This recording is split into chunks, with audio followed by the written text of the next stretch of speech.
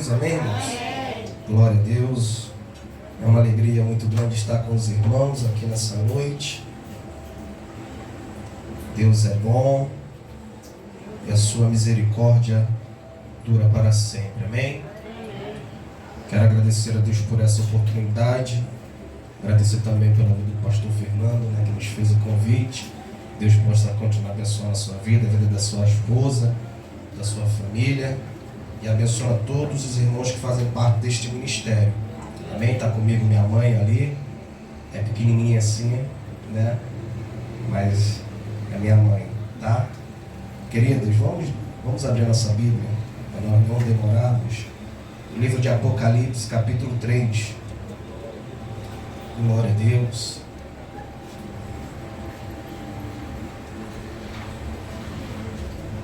Livro de Apocalipse, capítulo 3. A partir do versículo 11 e também o versículo de número 12.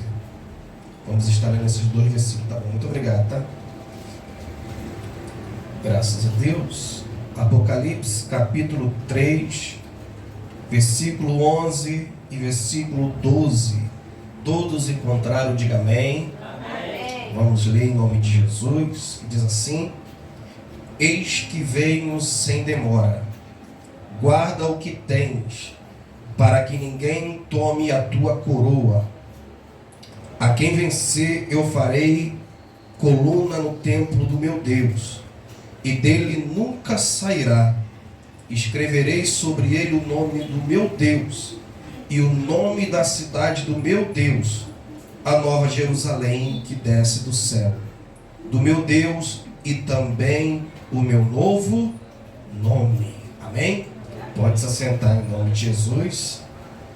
Graças a Deus.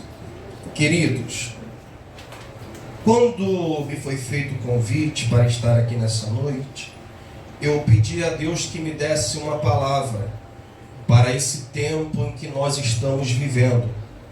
Precisamos entender que nós, como igreja, que nós que não fomos forçados a nenhum momento em aceitar a Jesus, precisamos entender neste tempo, que é chamado tempo do fim, como nós devemos nos comportar para estarmos prontos para o maior acontecimento que já ou nunca aconteceu na face da terra.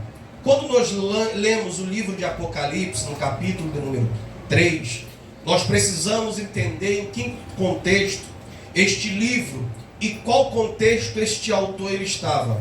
O livro de Apocalipse foi escrito pelo apóstolo João, que próximo já ao ano 90 depois da era cristã. E eu quero que você entenda que eu vou falar alguns números aqui, e normalmente nós falamos sempre da década de 90, década de 50, mas eu não estou falando de 1950 nem 1990, estou falando dos anos 90, lá no início da era cristã, quando a igreja foi formada.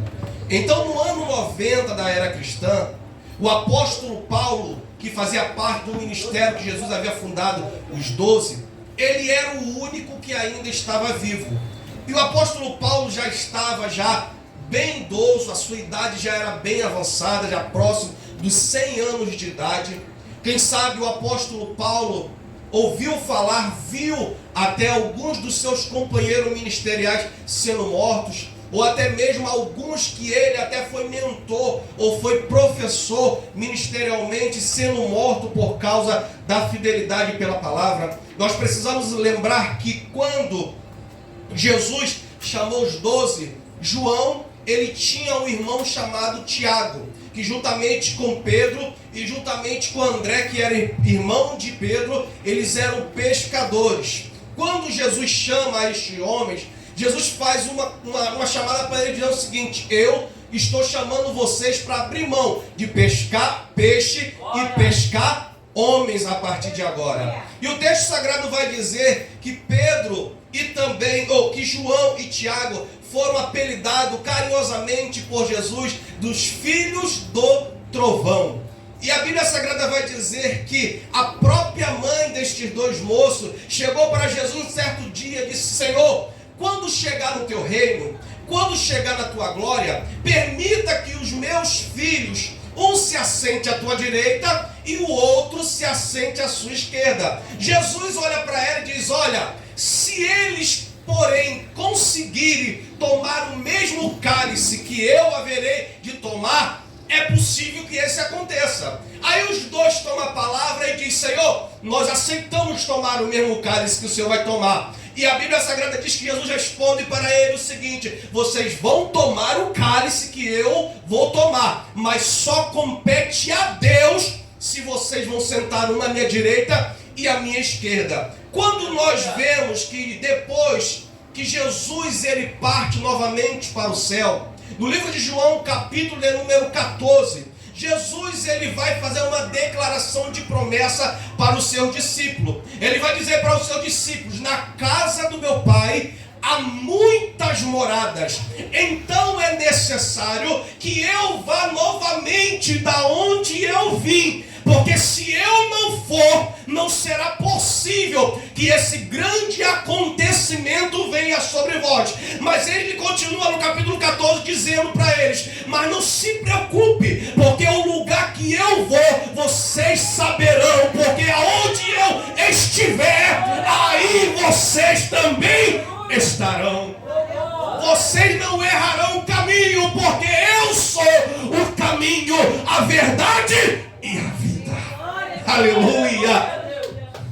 Então a Bíblia Sagrada vai dizer que o Senhor Jesus, ele orienta os seus discípulos, dizendo para ele, no capítulo de número 24 do livro de Mateus, quando eles chegam em Jerusalém, o texto sagrado vai dizer que eles estão admirados com a grandiosidade do templo, com a grande dimensão, porque eram homens que foram criados no interior. É mais ou menos eu, minha mãe, quando nós viemos, né? Talvez minha mãe lembre que quando eu vim para cá eu era criança. Lembro que quando chegou aqui no Rio de Janeiro, no centro da cidade, prédios enormes, chamava atenção, tudo maior, nós de cidade pequena, tudo pequeno, casas pequenas. Quando chega no centro de uma cidade, ficamos admirados com a grandeza, com o tamanho. Nossa cidade lá em Delmiro Gouveia é um ovo comparado ao Rio de Janeiro. Então era mais ou menos assim que os discípulos estavam se sentindo quando chegaram em Jerusalém. Aí Jesus olha para ele e diz: olha, não se admire pela grandeza do que vocês estão vendo, porque vai chegar um dia em que aqui não vai ficar uma pedra sobre pedra, porque tudo será destruído, mas as minhas palavras irão se cumprir. Aleluia! Aí, continuando no capítulo 24, a Bíblia Sagrada diz que eles, chegando ao monte, viram Jesus e se colocaram perante ele, em particular disseram: mestre, diz para nós, quando será o fim de todas as coisas? E como nós haveremos de ficar preparados para quando o Senhor voltar novamente?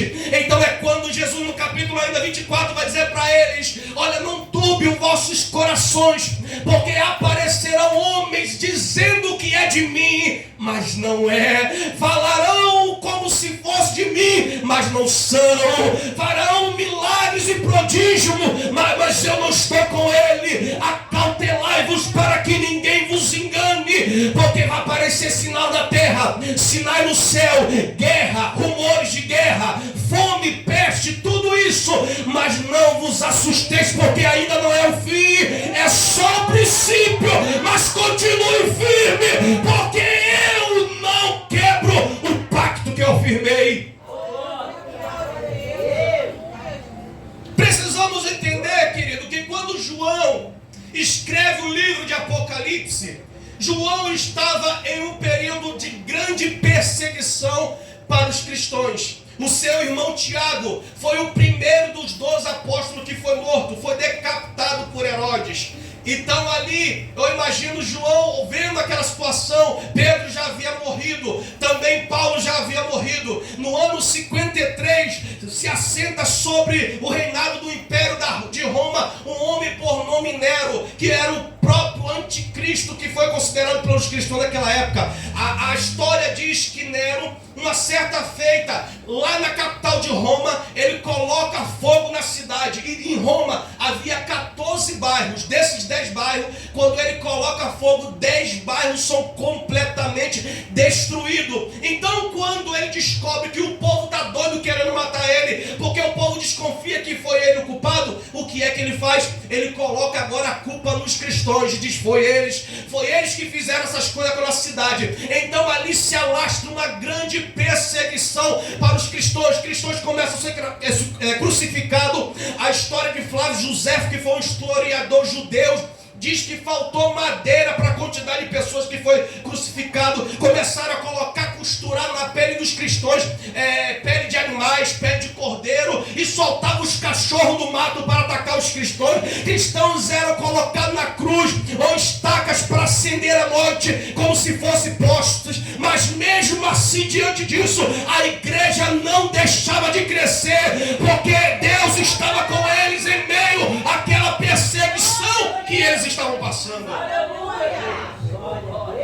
Aí nesse momento em que João, ele está agora com seus quase 100 anos de idade, já um idoso, já prestes a pensar assim: Senhor, que venha logo a minha partida, para que eu possa desfrutar novamente da comunhão com os meus irmãos, para que eu possa desfrutar da tua comunhão, desejando que o Senhor o tomasse da vida da terra. Só que Deus ainda tinha um propósito aquele ancião. Deus tinha ainda um propósito aquele velho homem. E qual era o propósito? Quando João estava já com seus anos de idade, se assenta sobre o Império Romano um homem que foi chamado do segundo Nero, chamado Domiciano, que era um homem terrivelmente mau, era completamente endemoniado. A história vai dizer, não a Bíblia, mas a história de João vai dizer, os historiadores dizem que uma certa feita, João, quando estava preso, ele foi pego e jogado dentro de um caldeirão fervendo com óleo, mas nada aconteceu ao apóstolo João. Tentaram de todas as formas acabar com ele, mas quando Deus ainda tem um propósito na vida de alguém, pode abrir a sepultura,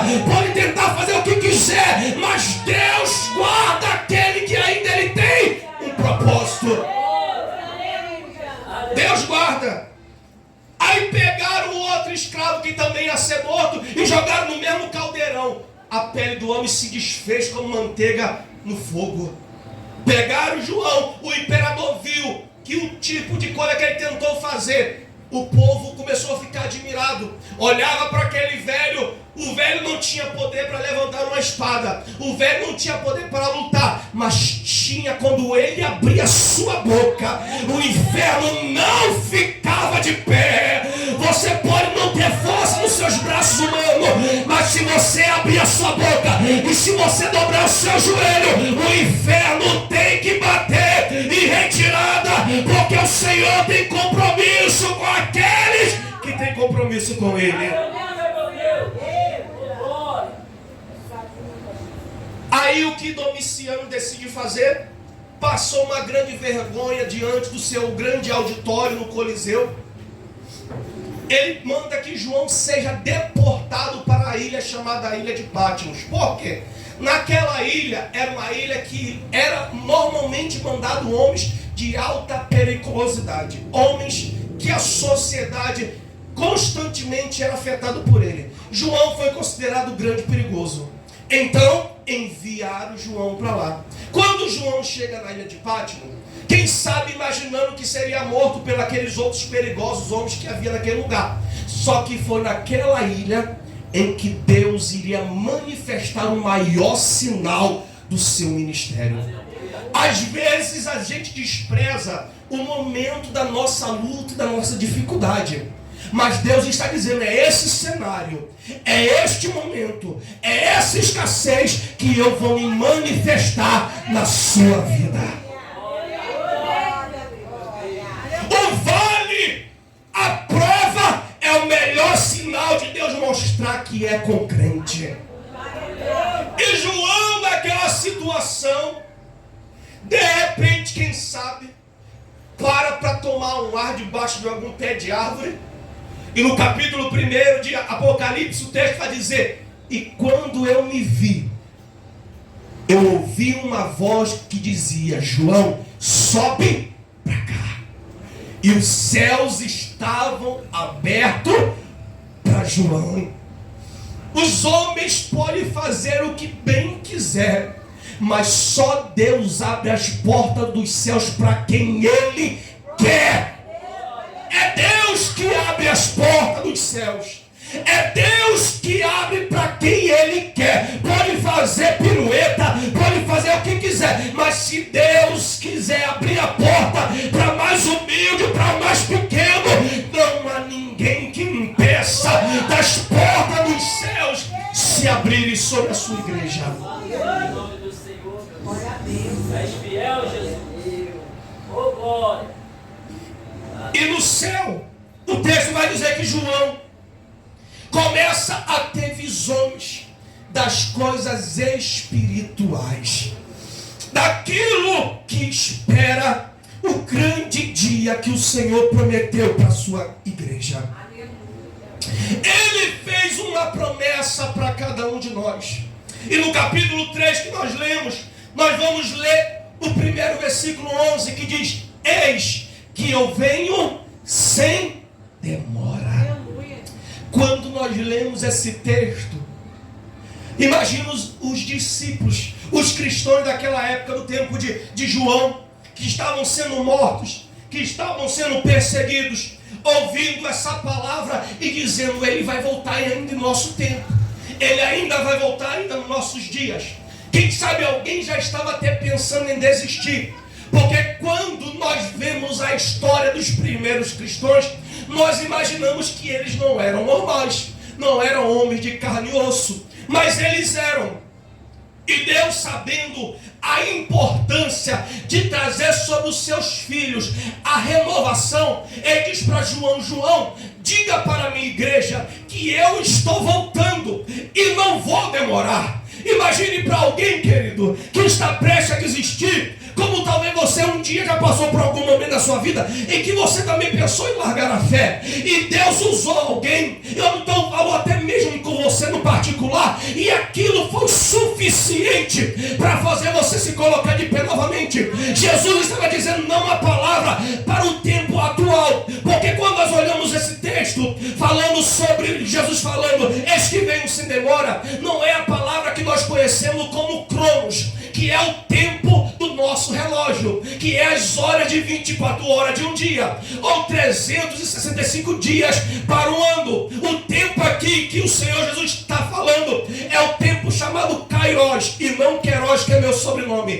que é Kairos, que é um tempo que não é o computado pelo homem, é o tempo da eternidade, é um tempo que o homem não pode calcular. Então Jesus está dizendo para a sua igreja: aguenta mais um pouco, suporta mais essa prova, suporta mais esse vento, porque eu estou voltando e não vou demorar. Breve estou retornando para minha igreja.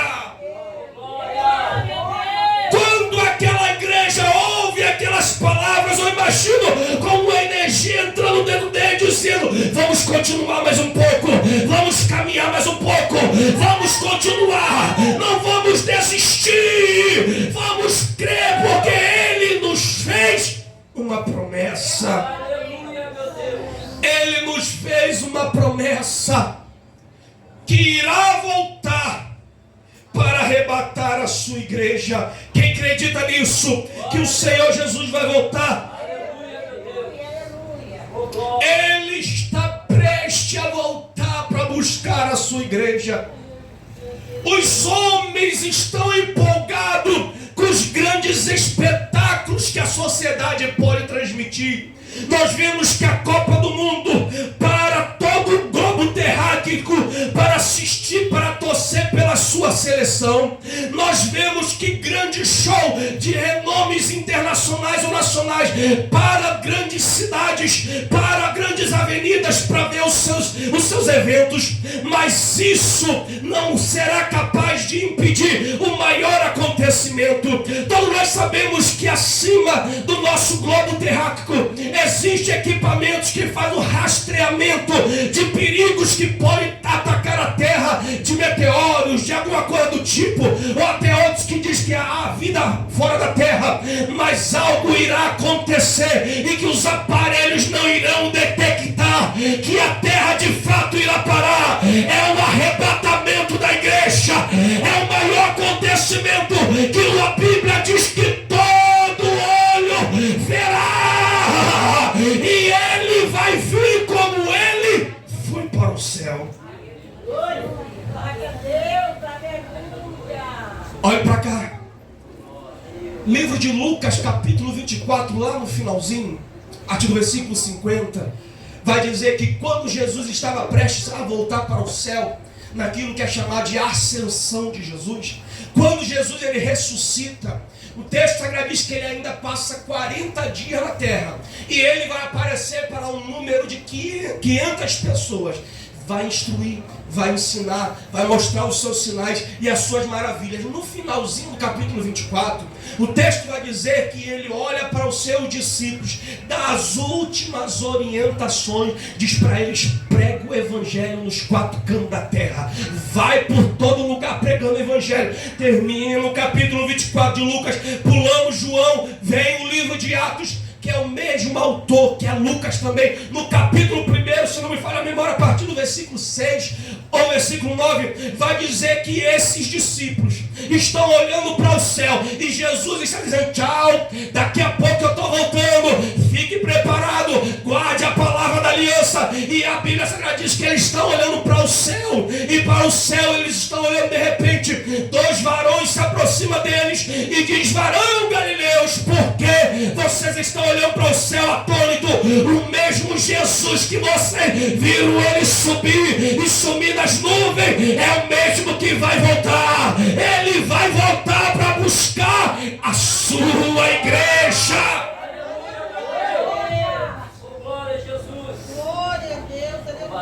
Estamos vivendo um tempo em que as igrejas não querem mais ouvir que Jesus está voltando. Porque quando eu aceitei a Jesus, uma coisa que eu aprendi: a partir de hoje você está marcado. Se Jesus voltar agora, você será arrebatado. Você não ficará mais aqui, mas será transladado. Nós vemos homens como Enoque, que foi arrebatado. Nós vamos ver homens como Elias, que foi arrebatado. E o Senhor Jesus tem uma promessa para cada um de nós. Se nós ficarmos fiéis até o fim, debaixo de perseguição, de luta, o que for, Ele tem uma coroa da vida para cada um de nós. Quando você aceitou Jesus, lembra? 10, 15, 20, 30 anos atrás, 1 ano atrás, não sei, Jesus, além de você ser apresentado na frente da igreja, Ele colocou sobre a sua cabeça uma coroa e disse assim: ó, cuida dela, não se corrompa. Vai ver muitas coisas pelo mundo se dizendo ser minha igreja, mas não se espante.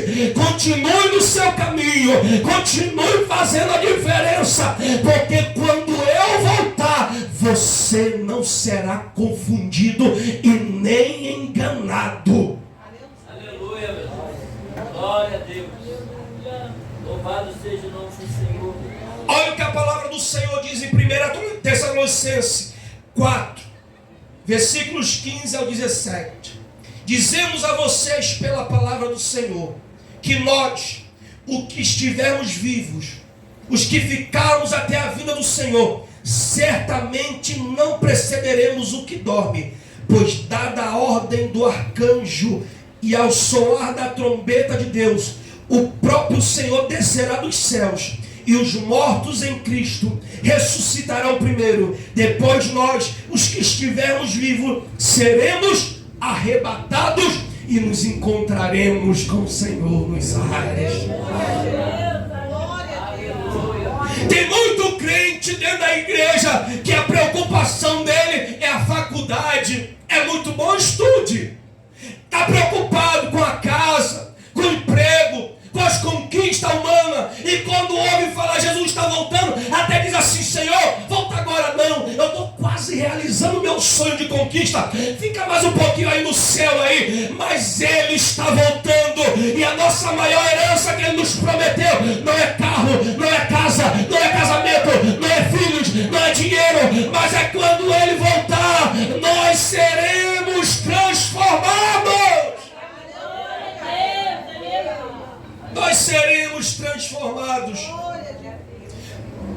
continuando em 1 Coríntios 15, a partir do versículo 51 diz: e eis que eu digo um mistério, nem todos dormiremos, mas todos seremos transformados no momento, no abrir e fechar de olhos, ao som da última trombeta, pois a trombeta soará e os mortos ressuscitarão incorruptíveis e nós seremos transformados. É mais ou menos assim, ó. Aqueles que morreram em Cristo há 100 anos atrás, 200 anos atrás, há 1000, há 2000 anos atrás, estão todos aguardando. Quando a trombeta tocar e ele vier, o texto diz que primeiro os que estiverem mortos irão ressuscitar.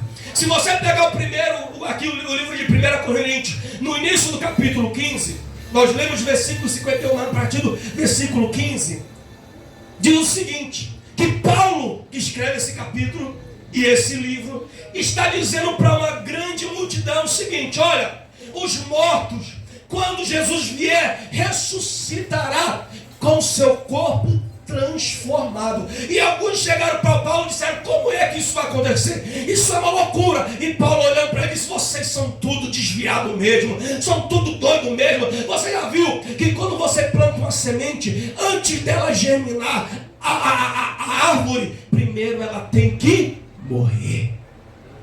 Antes da glorificação tem que haver a morte, tem que haver essa quebra do natural para que o eterno entre nós. Então ele está dizendo, quando Jesus voltar, aquela pessoa que morreu há 100 anos atrás, há 300 anos atrás, 1000 anos atrás, ele vai ressuscitar com o corpo glorificado. Mais uma diferença, mas se morreu em Cristo, tá? Só esse. Aqueles que não morreram sem Jesus vai continuar lá, vai fazendo acontecer nada com eles. Mas quem morreu em Cristo Jesus, se foi decapitado, se foi queimado vivo, se foi no navio Titanic, eu não sei onde foi, mas aonde tiver um crente, quando a trombeta tocar, o Espírito Santo vai vir recolhendo sobre a face da terra, reunindo todos com o Senhor. E nós que estamos vivos, no abrir e fechar de olhos, nós já estaremos com o Senhor da glória reunidos.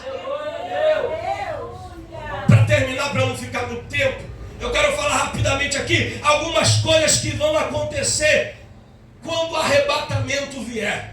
Primeira coisa, quando o arrebatamento acontecer, nós nos encontraremos com aqueles que já deixaram saudade. Lembra aí, querido, se tem alguém da tua vida que tu fala assim: Senhor, que saudade daquela pessoa. Deixa a saudade até hoje. Tu lembra dos momentos especiais que você esteve junto com ela e até chora ainda de saudade dela. Mas Jesus nos fez uma promessa que quando Ele voltar, se nós que estamos vivos, porque os que já dormem já estão aguardando, mas nós que estamos vivos, permanecermos ali fiel, Ele faz uma promessa que nós nos encontraremos. Imagine, querido, nós estamos nas nuvens do céu e você vê talvez seu pai, a sua mãe, o seu filho, ou alguém que você ama. O céu será momento de encontro e de saudade que vai ser satisfeita. O céu será um lugar onde não haverá mais saudade. Não haverá mais saudade. Tem pessoas que fazem parte da nossa vida que deixam saudade. Tem outras que a gente faz, até dá glória a Deus quando não para, né? Dá até glória a Deus, né? Segundo, como eu já disse, quando nós chegarmos no céu, nós teremos nosso corpo glorificado. Está vendo esse corpo seu aí? Que envelhece, que aparece rugas, que dói de um lado, dói do outro, que tem que tomar remédio para dormir, remédio para isso, para diabetes, para hipertensão, para um monte de coisa, está vendo? Quando Jesus voltar, tudo isso vai acabar. Não haverá mais dores, você não vai mais sofrer. Você que vem a casa do Senhor também cheio de dor, se arrastando às vezes. O Senhor está dizendo: quando eu voltar, aguenta que está pertinho. Essas dores não existirão mais. E para você também que talvez não tenha nenhuma dor no corpo, mas tem uma dor na alma, uma dor no seu coração, que é alguma traição de alguém que decepcionou, sempre nós temos alguma dor. Tudo isso vai passar. Tudo isso vai ter um fim. No céu não haverá mais sofrimento. Imagina, querido, você nunca mais sentir dor, nunca mais sentir desespero, medo, preocupação, porque Ele é o nosso guarda fiel. Terceiro, para nós caminharmos para o fim, 1 João 3,2 diz que lá no céu nós veremos como Ele é. Quando chegar no céu, pastor Fernando, nós vamos ver Abraão, nós vamos ver Isaac, nós vamos ver Jacó, nós vamos ver nossa avó que tiver ela também, nós vamos ver pessoas que nós amamos, mas o melhor de tudo é que quando nós chegarmos lá, não vai ter véu, não vai ter nada tampando, nós veremos o Todo-Poderoso assentado no trono e dizendo: seja bem-vindo, seja bem-vindo, seja bem-vindo, seja bem-vindo.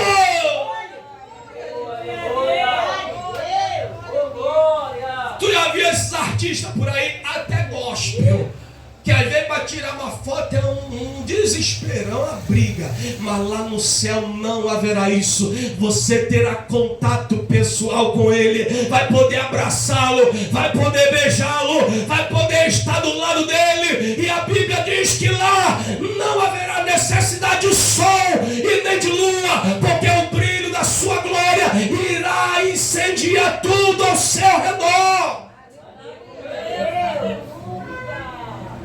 Uma certa vez eu ouvi um pastor pregando e ele falando assim: lá na minha igreja teve uma jovem que me procurou no gabinete e disse: pastor, eu não quero ir para o céu não, porque o céu vai ser algo muito chato, ficar o dia todo sentado numa nuvem tocando harpa, isso é chato demais. Eu disse: não, filha, no céu não vai ter isso não. No céu todo dia nós estaremos com o Senhor, aprendendo algo novo. E daqui a 1000 anos, todo dia estaremos aprendendo algo novo. Daqui a 1 milhão de anos, todo dia estaremos, porque Ele é eterno, Ele é inesgotável, nunca terá fim, nunca enjoará. Você enjoa do celular que comprou há um ano atrás, você enjoa do sapato que comprou há um ano atrás, mas Ele não. Sempre nós estaremos diante dEle, e Ele nunca será esgotável, Ele sempre será desejado, eterno e adorado. Louvado seja o nome do Senhor. 4. Apocalipse 19, 6 ao 9, que diz que lá no céu nós iremos participar das bodas do Cordeiro. Enquanto aqui na terra o sapeca e a iaiá estará comendo, a gente vai estar lá no céu participando da Santa Ceia que o próprio Deus preparou na sua eternidade para aqueles que farão parte da noiva do Cordeiro na eternidade. E lá no céu, imagine, Ele vindo com a própria bandeja, naquele mesão imenso, e dizendo assim: aqui está o meu corpo, aqui está o meu sangue. E você olhando para Ele, e Ele olhando para você. Agora é para toda a eternidade, agora não terá mais fim. Desfruta daquilo que foi preparado desde a fundação do mundo. Assim é o que nós devemos estar, querido, aguardando ansiosamente este grande dia. E muitos discípulos que ouviram essa mensagem de João morreram, foram mortos, mas a esperança não foi arrancada dentro deles. e hoje eles estão aguardando a grande volta do Senhor. E nós que estamos aqui nessa noite, não pode ser diferente. É muito bom ouvir uma palavra que a gente pula, que a gente fala glória, que a gente fala aleluia, mas a melhor mensagem é aquela que nos traz a memória que a nossa passagem aqui é temporária. Ele está voltando, Ele está vindo, e a igreja que vai subir, levanta a sua mão e diga bem, Senhor, Maranata, vem Senhor Jesus, Maranata, vem Senhor Jesus. Se o arrebatamento acontecer agora, como está a nossa vida diante dele? Que nada possa impedir, querido, que nós venhamos a desfrutar dessa eterna maravilha. Outro dia eu volto aqui para contar como vai ficar os que não vão subir. Mas hoje eu quero pregar só para aqueles que vão subir, só para aqueles que vão para a eternidade, só para aqueles que vão desfrutar da maravilha. Ei, você se alegra com tanta coisa nessa terra? Será que você se alegra com que Jesus está voltando? E quando Ele vier, nós veremos a sua face, nós estaremos com Ele, e nós não estaremos mais em desespero, porque lá não tem dor, lá não tem sofrimento. Lembra de quantas vezes você já chorou nessa vida? Lembra de quantas vezes pessoas próximas de você te machucaram? Jesus está dizendo: eu preparei um dia que tudo isso terá um fim. Tudo isso. E algo importante também, você que está aqui, que tem alguém dentro da sua casa que ainda não está salvo, que ainda não aceitou Jesus, o Senhor está dizendo: eles também, eu faço uma aliança que eles vão vir com você. Porque a aliança que Deus faz com nós, ela se estende para toda a nossa casa. Eu quero que a minha família seja salva. Minha mãe está ali, aceitou Jesus há pouco tempo. Tem meus irmãos, tem meu pai, tem um parente. Eu quero que também quando Jesus voltar ele venha, você também tem alguém. Então o que Jesus quer que a gente faça? Continue pregando e orando por eles. Porque às vezes a sua palavra pode não fazer tanto efeito, mas os seus joelhos faz toda a diferença. O que as tuas palavras não conseguirem fazer, faça de joelhos, porque Deus, Ele é aquele que quebra o coração de pedra. Então nessa noite, querido, eu quero agradecer a minha oportunidade. Desculpa por não ter pregado talvez o que você queria ouvir, mas com certeza eu tenho uma plena convicção que eu falei aquilo que o Senhor colocou no meu coração. Pastor Fernando, muito obrigado pela oportunidade, e eu agradeço a oportunidade em nome de Jesus. Deus vai abençoar o ministério do nosso presbítero Ricardo. As portas sempre abertas, amém? Não é outro lugar a não ser a casa do nosso Deus, amém? Louvado seja Deus, pode ficar à vontade. A gente vai estar fazendo um avivamento aí, um avivamento, vou falar assim, conciliar. Nosso irmão está sempre na correria das pregações, trabalho, né? Amém? Alguém quer falar algo para a gente estar terminando? Louvado seja Deus, amém. Domingo, culto de adoração ao Senhor, 7 horas da noite.